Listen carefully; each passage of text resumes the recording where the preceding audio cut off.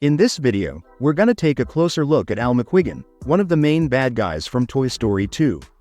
Even though he isn't a scary monster, he's the person who really gets the story moving the moment he decides to steal Woody from the garage sale. On the outside, Al is the loud, sweaty, and fast-talking owner of Al's Toy Barn, which is a massive local toy store. Most people just see him as a silly over-the-top businessman who is willing to dress up in a giant chicken suit for his TV commercials while screaming his famous catchphrases just to move some inventory.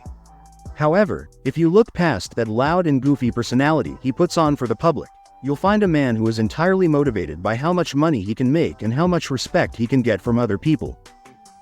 Money, baby. Money.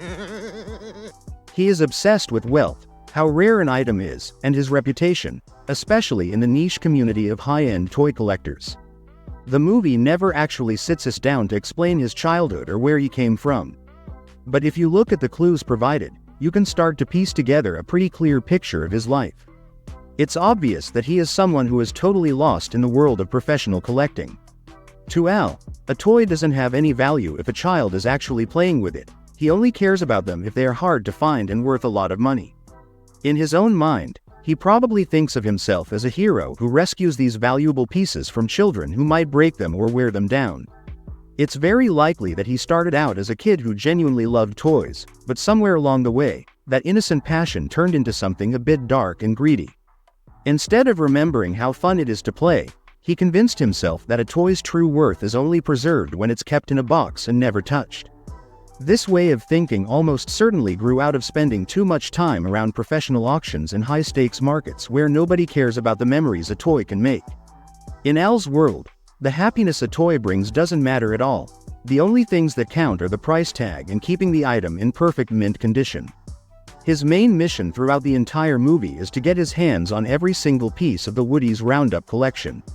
He already managed to track down Jessie, Bullseye, and Stinky Pete, but he's missing the crown jewel of the set, Woody himself. Because Woody is such an incredibly rare find, Al doesn't hesitate for a second to steal him from Andy's family the moment he spots him at the yard sale. His big dream is that owning the complete set will turn him into an overnight millionaire. Imagine we added another zero to the price, huh? What?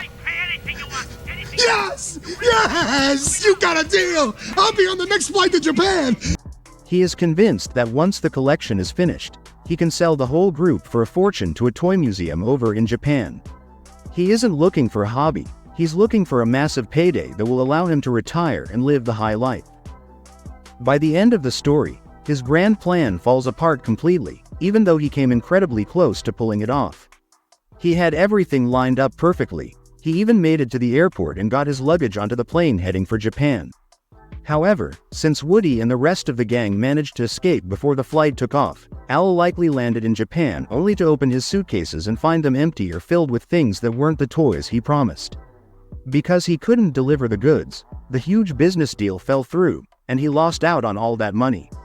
Instead of becoming a wealthy man, he ended up right back where he started, appearing in his own commercials and crying because he was still stuck working at his toy store. Welcome to Al's Toy Barn. We've got the lowest prices in town. Everything for a buck. Well, I guess crime doesn't pay.